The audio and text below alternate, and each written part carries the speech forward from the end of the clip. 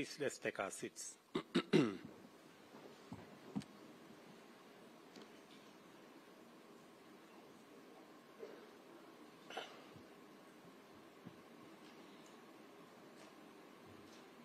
Madam Chief Justice and President of our Supreme Court, Madam Deputy Chief Justice,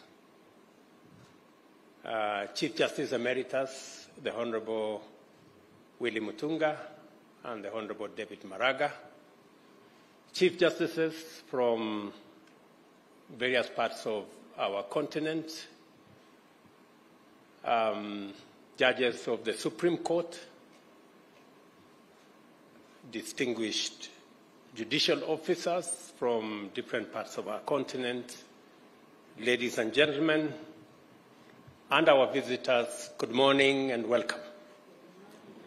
Welcome to Nairobi and welcome to Kenya. I join Madam Chief Justice for the convener of this symposium in welcoming you to both Nairobi and Kenya. Let me volunteer some information about Nairobi and about Kenya. About Nairobi, this is the city that has a national park within 10 minutes from your hotel.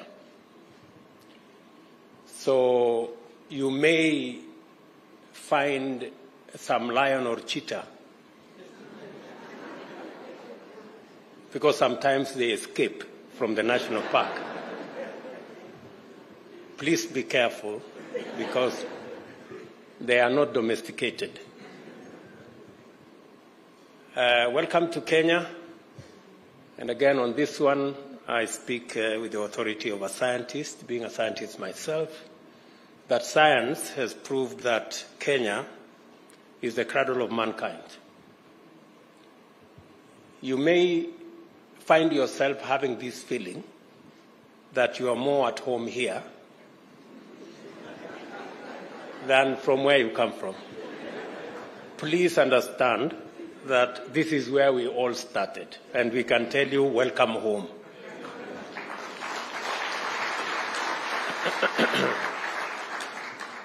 And it is inspiring to be here to witness Africa's judicial leadership as you mobilize your judicial authority, intellectual power, and moral commitment to intervene in our generation's defining struggle. I am highly encouraged to note the depth of thought in your appreciation of the existential magnitude of climate change and of the imperative for urgent action by all stakeholders anchored on common institutional coordination. Although climate change is a universal existential threat, there is good reason for Africa's institutions and leadership to drive the agenda of mitigating its effects and eliminating the human activity that is driving it. The first reason is the fact that Africa is by far the least polluting continent, yet it is by far the most adversely affected by climate change. The entirety of industrial and economic activity from all of the continent's economies contributes less than 5% of the global greenhouse gas emissions. These emissions are the cause of a steady and dangerous rise in global temperatures, which have resulted in the extinction of plants and animal species, rise in sea levels, disruptions in climate patterns, drought, and desertification. The brunt of these adverse effects and impacts has been borne by vulnerable African populations residing in less developed parts of the world. Droughts are more frequent and more severe. Our region has undergone a 5-season-long drought, which has decimated domestic and wild animal populations, wiped out food crops, disrupting and threatening the lives of millions of people. Water stress caused by climate change has been devastating, both directly and as a driver of conflict over water and pastures. Poverty has been exacerbated by loss of livestock, which forms the mainstay of pastoralist economic livelihoods, and massive crop failure, which weakened the foundations of farming economies. In addition to drought, African populations are experiencing floods, heat waves, and outbreak of climate change-related diseases. African livelihood, security and development is in danger and will remain at stake unless we collectively wage aggressive combat to reverse the situation through policies and other institutional action to implement mitigation, enhance adaptation, and build resilience. The looming climate disaster is particularly tragic for Africa, which is entering a new, promising era of peace and prosperity as the continent of the future. Many vital indicators have found that indeed Africa is rising, powered by its youthful population, energy, resources, and hope. It is important for Africa to undertake concerted action to win the war on climate change because it is disproportionately affected by its adverse impacts and also because necessary global responses to climate change are going to institute structural change. The institutional configurations and economic resets emanating from this structural change will install Africa not only as a continent of the future, but as the world's green economic superpower. Africa is abundantly endowed with all the resources required to power green industrialization. Our clean and green power potential is incomparable. Just to give you indications, 92% of our grid in Kenya is clean and green. It is the case in many other African countries, and the potential to make it the case in many African nations is real and is possible. Our clean and green power potential, as I said, is immense. Hydro, geothermal, wind, and solar power potential is super abundant. The mineral resources needed for green energy technology also exists plentifully in our continent. We are the world's youngest continent, with a mean age of 25 and growing younger every year. Our people constitute a 3 billion strong market and a pool of skilled, motivated, and capable workforce. Future global sustainability will depend on a robust engagement with Africa in many fundamental ways. The world knows this, and African institutions and stakeholders must be ready for this engagement. And that is why this symposium is very important. I am very proud of the firm commitment demonstrated by the African Union in this matter. At COP27, which was held last November in Sharm el-Sheikh in Egypt, Africa's voice was clear. The development path taken by the world's economic and industrial powers is unsustainable and prejudicial to Africa and the global South. Climate change has brought home that fact in sobering detail.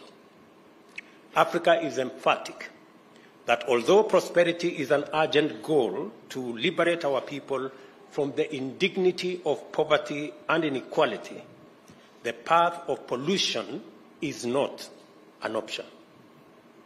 The African Union prefers a more ecologically responsible industrialization, one that promotes multi-sectoral climate resilience in agriculture and food systems, water resources, energy, transport and infrastructure, among others.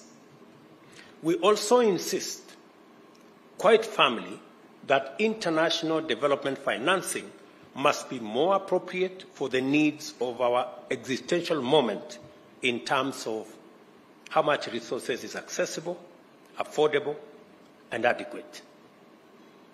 In February, I was encouraged to witness the impressive level of activity accomplished by African group of negotiators, especially at COP27, as well as the various African climate change initiatives. The Committee of African Heads of State and Governments on Climate Change, which I chair, also coordinates various African climate change commissions that are doing extremely important work in many regions of our continent to implement the Africa climate change and green recovery agenda. I'm also honored to lead Kenya's participation in these regional, continental, and climate actions. It is a privilege to join our African brothers and sisters in this good fight and make our contribution to the defining struggle of our generation. Africa is alive to the imperative of this moment in a way that is simply inspiring. I will share with you Kenya's experience of this journey so far. From the very inception, our aspirations for economic development and shared prosperity has been inextricably tied to a firm commitment to environmental sustainability. In my earlier statement, I did paint the picture of where we are as a continent. I mean, the power of industrialization that has been premised on fossil fuels, despite its adverse effects, is what has driven industrialization in the world so far. The world today is at a crossroads. The crossroads being, do we continue the fossil fuel-powered industrialization, which is destroying our globe with disastrous effects, or do we go green? I think that decision is no longer a decision that we are waiting to make. It is an existential threat that faces us as humanity, and the option is already made for us that we can only go green. Why Africa is in a pivotal position as we go green is because, number one, Africa has the highest reserves and potential for green energy, whether it is geothermal, wind, solar, hydro. No other part of the world has the resources we have. Number two, we have the resources in our continent, the mineral resources, the natural resources, for green energy technology. Number three, we have the greatest potential for green, sustainable agriculture and food production because 2/3 of the world's uncultivated arable land is in Africa. And number four, we have the youngest population, energetic, innovative, creative. And in any case, 1/4 of the world's population will live in the African continent by 2050. So if you are looking for the people to work for this globe, for humanity, whether you like it or not, they will be in the African continent. Forget about the small migration that is happening now from Africa. Shortly, I promise you, the migration will be in the opposite direction. Very shortly. The only thing that stands between us and the huge potential we have in this continent.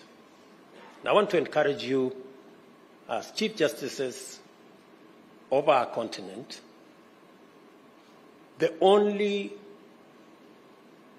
thing that stands between us and this huge potential is a financial system that was designed to serve a different time.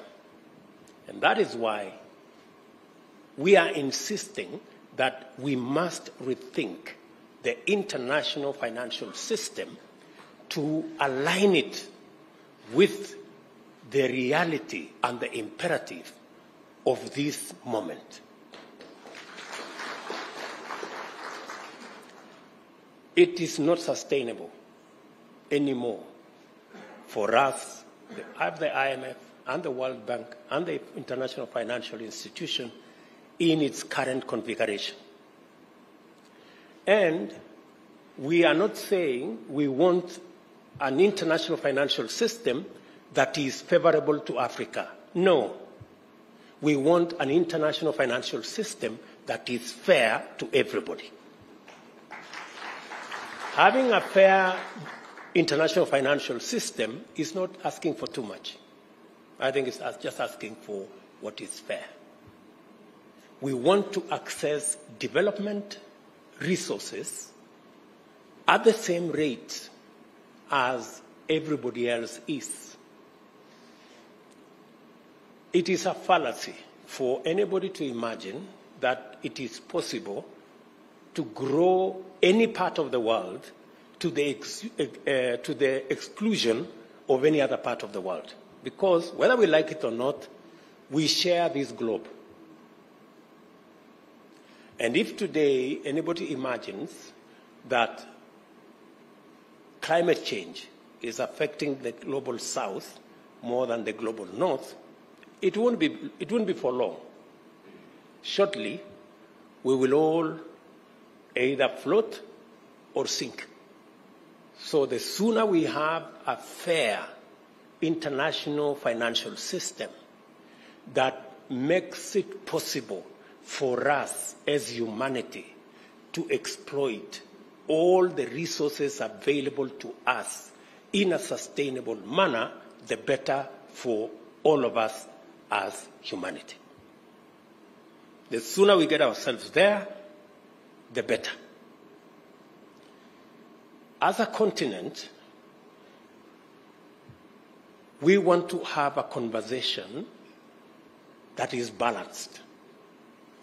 Even as we demand for a fair international financial system, Africa will be coming to the table with our assets. We will not be coming to the table in any other manner. We will come to the table with our assets. We have tremendous renewable energy resources that can power green industrialization, green sustainable agriculture. We will be coming to the table with millions of enthusiastic, hardworking, innovative, creative young people. We will be coming to the table with our natural and mineral resources that can be used for green technology to power the world's future. We will be coming to the table with a huge 3 billion African market. So we will be coming with assets. And I think, good people, we must make our case unapologetically so that we can occupy our place on the table. Because I am told, if you are not on the table, you possibly could be in the menu.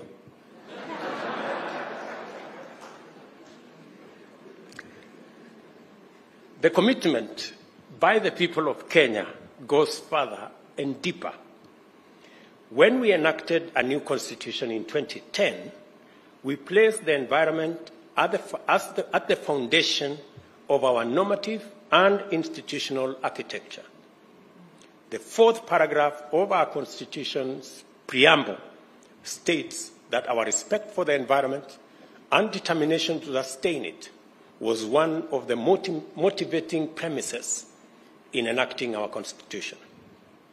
Article 42 entrenches a clean and healthy environment as a fundamental human right, while Articles 67 and 70 set out the framework for the enforcement of environmental rights and obligations.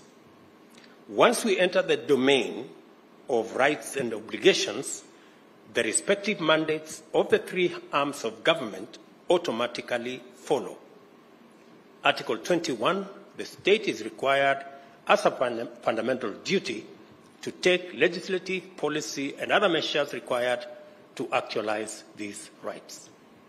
Because of the centrality of land in economic and social and cultural and environmental discourse, the Constitution institutes a robust framework for land and environmental governance with a dedicated constitutional commission and the consequential establishment of the Land and Environment Division of the High Court. The Court adjudicates matters related to land, including natural resources and environmental sustainability. As a matter of national policy, Kenya has been involved in environmental diplomacy since the early years of our republic. At the famous Stockholm Conference in 1972, my predecessor and all of us, we impressed on the United Nations for the need to have a dedicated multilateral environmental agency and lobbied to host it in Africa. As a result, the headquarters of the United Nations Environmental Programme, UNEP, is based here in Nairobi. It means it remains the only UN global headquarters in the global south. And for your information, the largest. In 1992, Kenya called the world's attention to the emerging threat of depletion of the ozone layer by toxic emissions and to the buildup of greenhouse gas emissions, which posed dangerous consequences on life on Earth. Today, we remain strongly committed to our national tradition of championing ecological responsibility throughout the world, but starting here at home. In 2016, Parliament enacted the Climate Change Act, providing us the institutional framework to anchor the national response to climate change. It also legislated the Environmental Management and Coordination Act, which sets out the principles, standards, and procedures for the sustainable use, conservation, and management of the environment and all our natural resources. In December last year, I launched a national tree planting drive. The Forest and Rangeland Restoration Initiative aims to grow 15 billion trees by the year 2030, and this will increase the national tree cover from the current 12.3% to 30%, which will be 3 times the constitutionally mandated minimum of 10%. It will further contribute to our African Landscape Restoration Initiative target, as well as other initiatives to restore degraded lands, forests, and water towers. The Government of Kenya is also taking measures to ensure that every ministry, department, and agency aligns its policies, strategies, programs, and projects with our green agenda. Strengthening the role of judiciaries in addressing climate change in Africa, which is the theme of this symposium, is highly appropriate, and it is also of fundamental significance to our collective readiness to take up global leadership in post-transition economic and industrial order and thus usher the world into a future of green, clean, and inclusive prosperity. I congratulate you for holding the 3rd Regional Symposium on Green Judiciaries in Africa. I also recognize that you are also holding the 3rd Chief Justice Forum on Environmental Law, as well as the 3rd General Conference of the Africa Judicial Education Network on Environmental Law. Thank you for doing it now and hosting them here in Kenya. We are deeply honored to be your hosts, and I hope that we have lived up to your reputation to our reputation of legendary hospitality, magical attraction, and delightful experiences. Critically, this event demonstrates beyond any doubt that our judiciaries have come of age. We cannot take this development for granted because our judiciaries will determine whether Africa's institutions exist and are ready to handle the immense mandate that a green future entails for all of us and for the world. Claims, disputes, standards, rights, and responsibilities related to the use of land and natural resources, the institutional framework for financing climate change, carbon trading and exchanges, and transition management frameworks are only some of the areas in which our judiciaries are going to be involved. They must, therefore, pronounce themselves in a manner consistent with the values and aspirations of a continent on the rise. Greening our judiciaries will be inevitably multi-sectoral and interdisciplinary. Beyond local and international human rights, constitutional environment, trade, and economic law, our judiciaries must be exposed to diverse fields such as ecology, economics, agriculture, food systems, trade and finance, carbon markets, energy, and infrastructure, just to mention a few. To fully play your part in arbitrating and auditing Africa's aspirations to lead a new industrial revolution, our judiciaries will have to collaborate across the length and breadth of our continent, engage with diverse knowledge domains, and interact with numerous sectors. They should also formulate a unified understanding of sustainability as the guarantor of prosperity, peace and security, ecological integrity, and human well-being. Your decisions will matter a great deal. They will shape climate governance and enhance environmental justice by promoting accountability for environmental harm and facilitating collective action by all stakeholders. A few days ago, the UN General Assembly passed a resolution that the International Court of Justice renders an opinion obligating the world's biggest emitters to take responsibility for their actions. I equally challenge our judiciary to be creative and imaginative and develop jurisprudence that will enhance climate action based on the polluter pays principle.